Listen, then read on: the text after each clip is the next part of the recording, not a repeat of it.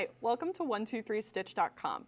Today, we're very excited to be introducing to you our new quilting video series.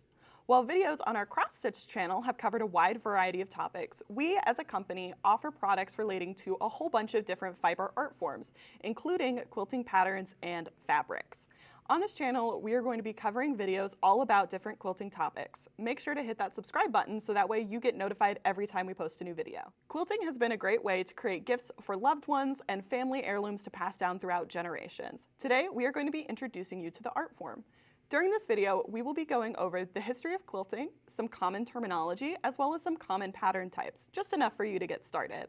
Make sure to check the description box below for timestamps as well as links to any products or tools that we mention. Let's start by recognizing the history of quilting and how we got to where we are today. Quilt originally comes from the Latin word calcetta, which means a stuffed sock or cushion. Throughout history, quilt and quilting means a stitched three-layer bed covering or the act of stitching through three different layers of fabric. A quilt is typically defined as some sort of cloth sandwich, a decorated bed cover that is made of three different layers: a decorated top part, the middle batting or wadding, and then the bottom cover or backing. Quilting can be traced all the way back to early civilizations within China, North Africa, and the Middle East. However, what we commonly refer to as quilting today can be traced back to early North American settlers. Specifically, settlers from England and Holland are credited with creating quilting as a social craft art form. For many of these women, quilting wasn't just a practical necessity, a way to create a functional household item. It was a generational social skill passed down through different communities. Patterns would hold deep meaning to these early American settlers, such as the star block pattern, which would mimic the night sky that they looked up at. Some patterns, such as the true lover's knot or the hanging diamond pattern, are still in use today. Now, in modern times, quilting is constantly evolving. With the ability to order pre-cut fabrics online or watch instructional videos such as this one, quilting is more accessible than ever. Although it's not quite as necessary to gather a whole community of women together to create something to stay warm during the winter, it is still a creative outlet and a passion for many, many people.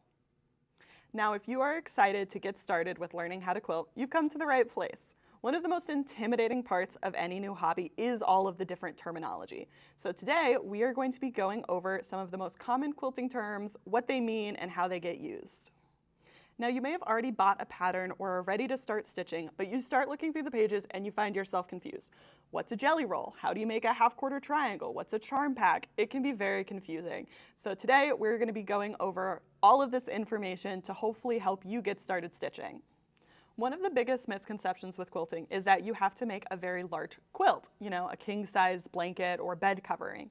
However, quilting can just refer to its specific method of sewing, something that involves stitching together three different layers of fabric. If you're a little bit intimidated by the idea of creating such a large project, you can definitely start by using one of our quilt kits.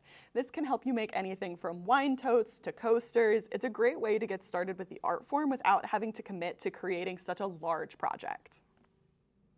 Now let's get started by talking about the different terminologies, starting with fabric. Let's begin with talking about a yard of fabric. Now, a yard of fabric is typically going to be 36 inches by 44 inches. Sometimes fabric other than quilting cotton can be a little bit wider, but it's always going to be 36 inches long. Now, if a pattern or anything asks you to cut by width of fabric, then it's going to be asking you to cut from selvage to selvage. Now, what is a selvage? This is where it gets complicated. A selvage is going to be the edge of a fabric. Like this blue one here, you'll notice it has a long white edge with some writing on it. A selvage is included by the manufacturer, and it typically includes information about it. For example, this is fabric from Moda, and it says it right there, and it tells you right now that it's 100% cotton, and it also includes the name of the fabric. Most of the time, if you order a yard of fabric, the selvage is going to be included on the edge. This way, you always have the information about the fabric at your fingertips. When it comes to fabric, another common term that you will hear is the grain. Now, the grain refers to the directional threads within the fabric. Along with that, you might hear something called bias. Bias refers to a 45-degree angle coming off of the selvage, and it refers to how much stretch the fabric is going to have. Now the stretchiness depends on the type of fabric, whether it's like cotton or polyester, but it also very much depends on the grain and the bias. So that's important to keep in mind when you're working with fabric for your project. Working with bias can be a little bit more difficult, but it's great for doing things like piecing curved edges. Now for a lot of modern patterns, it is going to recommend that you use a pre-cut bundle of fabric. So we're going to set these to the side for now. Now what a pre-cut bundle of fabric is it's going to be exactly what it sounds like. It's pieces of fabric that are cut to a standard size to make it just a little bit easier for you to quilt. These 4 here are examples that we're going to go over next. The first one is going to be this little guy here, which is called a charm pack. Now this is 100% cotton and they are 5-inch squares, and they typically include coordinating fabric, so fabric from all similar collections. That way you can just buy one of these and piece it all together to create the top of your quilt. Then we have the fat quarter and fat eighth bundles. This here is a fat quarter bundle. It is cut from a 1/4 yard of fabric, and it is similar to the charm pack in that it includes corresponding pieces of fabric from very similar collections. Now a fat eighth is going to be almost exactly the same, but it is from an 1/8 yard of fabric. So it just depends on how much fabric you're going to be needing for your quilt. These are really great because it gives you a good option to cut a lot of different pieces. Then you have the jelly roll. Now this is going to be strips of fabric that are cut in 2 inches by 43, 44 inches. And the difference here is that it is going to be very long rectangular strips of fabric compared to the charm pack and the fat quarter, fat eighth bundles, which are more square rectangular pieces of fabric. These are going to be very long layers. So this is also very good for specific quilting projects like woven totes or things like that. Lastly, we have the layer cake. Now this is going to be 10-inch squares of pre-cut fabric. Just like all of the rest of these, it is going to be in some coordinating fabrics. So you have different fabrics from the same collection that all coordinate. I do really like this one. It's got little rocket ships on it. So those are all the different pre-cut types of fabric. The last thing that I want to mention in the fabric category is something called a fussy cut. Now what this means is when you order a piece of fabric online, or perhaps a pattern will reference this, it's when the fabric is cut in such a specific way to have a large image in the center. So say you have a piece of fabric that has a very large design on it and you want to be sure that that is centered completely front in your quilt, you're going to want to get that fussy cut. Now let's go over some of the different parts of a quilt. I have this lovely example here that was made for me by the team here at 123stitch.com. I will be using it as an example as we kind of go through the different areas of a quilt. Now, the majority of quilts will be referred to as something called a quilt sandwich. This is pretty common in online spaces. It's because a finished quilt, such as this one, are made up of 3 different pieces: the patterned quilt top, the middle part, which is typically made of some sort of batting, and then the quilt backing. These are the 3 different layers that make up the quilt sandwich. A quilt top is going to be made up of quilt blocks.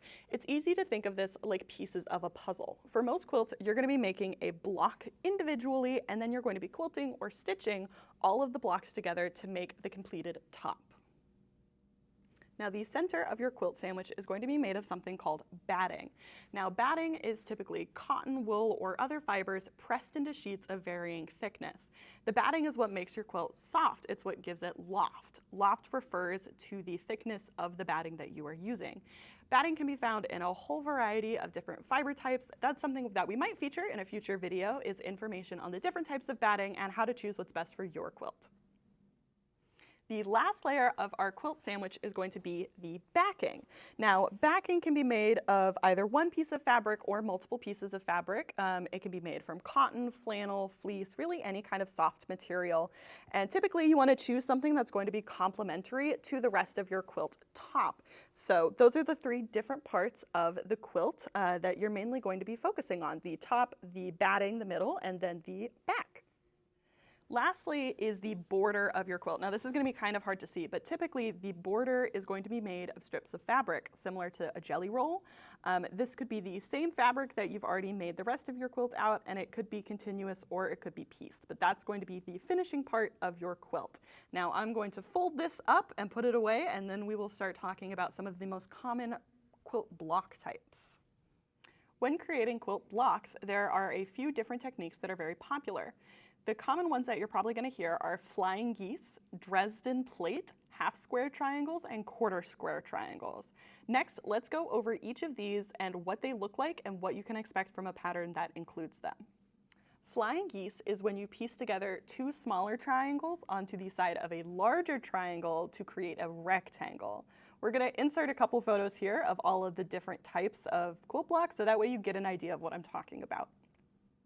A Dresden plate is a classic quilt block made by piecing petals together to form a ring. Traditionally, a circle is then appliqued to the center. Then you have the half square triangle and the quarter square triangle. Now, a half square triangle is a traditional quilt block made by cutting a square in half from corner to corner, literally just making two triangles. A quarter square triangle is when you take four triangles with right angles and piece them together to form a square. Now that we've talked about all of the different parts of your quilt, let's go over how you start assembling and piecing together your quilt. Now, when it comes to assembling your quilt, there are a few different things that will be helpful for you to know. There are four primary ways to piece together your quilt. There is quite literally pieced quilts, applique, paper piecing, and English paper piecing. Now, don't let it be confusing. We'll go over each of the four different types and explain what they all mean. Now, a pieced quilt, just regular pieced quilts, this is typically what a layperson would think of when they think of a quilt. This is when quilt blocks are created, sewn together, pressed, and then sewn again into larger rows or columns. All of the rows and columns are then sewed to create the quilt top. Within pieced quilts, you have two different methods of doing this. You have chain piecing and then you have foundation piecing. Chain piecing is a method of stitching where the sewer does not stop the sewing machine in between blocks. This leaves a small piece of thread or a chain in between each quilt block. Then at the end, the sewer will go back and snip this thread. This will help save both time and thread when completing a quilting project. The other type, foundation piecing, is when quilt blocks are sewed directly onto either a foundational fabric or a piece of foundation paper. Applique quilts give the quilter more variety in terms of shape options, everything beyond just rectangles, squares, and triangles. There are a few different methods of adding applique to your quilts, but for now, let's just focus on the basic definition of what an applique is. Applique can refer to both a noun and a verb. Now, the noun for applique refers to the actual physical piece of fabric. It's typically some sort of predetermined shape or pattern that is then going to be sewed onto a background. The act of actually sewing the piece of applique onto the background is the verb meaning of the word. Now, applique pieces can show up in a whole variety of quilting patterns, including just regular pieced patterns. But as I mentioned, there is a whole lot that goes into applique. Look for a future video on this channel about the different types of applique and how to best use it in your quilting patterns. Paper pieced quilts are when you sew your fabric onto foundation blocks to help stabilize your quilting fabric. This is most commonly used when you're working with an interesting geometric pattern, small pieces, or odd angles. It's a very quick and efficient method of using your fabric, and it can help you use up your old fabric scraps that you have stashed away. Now, don't get confused. There's also English paper piecing. This is where templates are cut to your desired finish size and then traced onto your quilting fabric with an added seam allowance. This is most commonly a hand-sewn quilting technique, and the most common shape used here is hexagons. Now, once you have all of your quilting blocks cut out and organized, there are a few different steps that you can take. A common method of organizing your quilting blocks into the pattern that you want is called the grid method. It's pretty easy. As it's called a grid method, you just arrange your blocks in some sort of grid using columns and rows to help achieve your desired pattern. Now, once you have all of your quilt blocks organized, whichever way you want them to go in your pattern, you're going to want to do a process called squaring up. Again, this one is pretty self-explanatory. You're going to go through and make sure that all of the edges of your fabric, either your quilt blocks or even your entire quilt top, are perfectly lined up so that all of the edges meet in a perfect row or grid. Now, before you sew your project together, you're going to want to do a step called basting.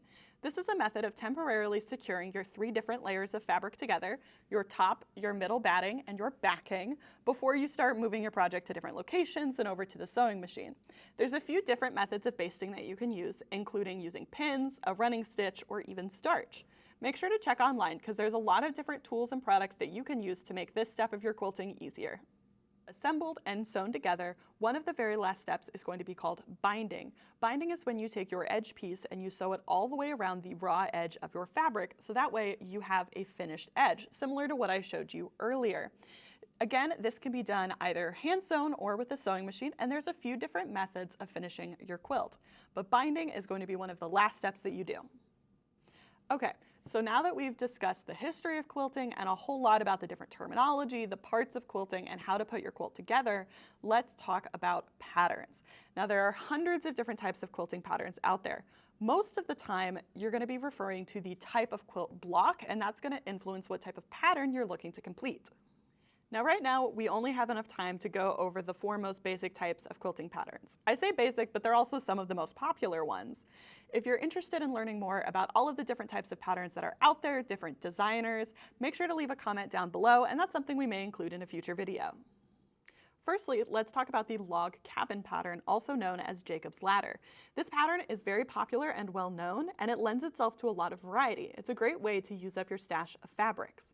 The way that you make this pattern is by using logs of fabric around a center square. As the log cabin gets built up, those logs get longer and longer. Next, let's talk about the 9-patch pattern. This one involves 9 quilt blocks arranged in a 3x3 grid. It's pretty simple and is great for beginners, and it's been popular ever since pioneer women first used it. Then you have the basket pattern. This is created by using half-square triangles to create a basket within the fabric. Created originally in the 19th century, this pattern continues to be very popular today. Lastly, you have the kaleidoscope pattern. Now, this pattern is inspired by the symmetrical designs typically found in, you guessed it, a kaleidoscope. Typically made of 8 wedges or triangles forming a circle in the pattern, this one can be absolutely beautiful and create some unique designs. If you've made it this far into the video, thank you so much for sticking around. I hope you've learned a few new things about quilting today and are excited to start your own project next. Make sure to like this video and leave a comment down below letting us know what you want to learn more about next. We're very excited to be sharing our passion for this hobby with you, and I hope to see you all again soon. Bye!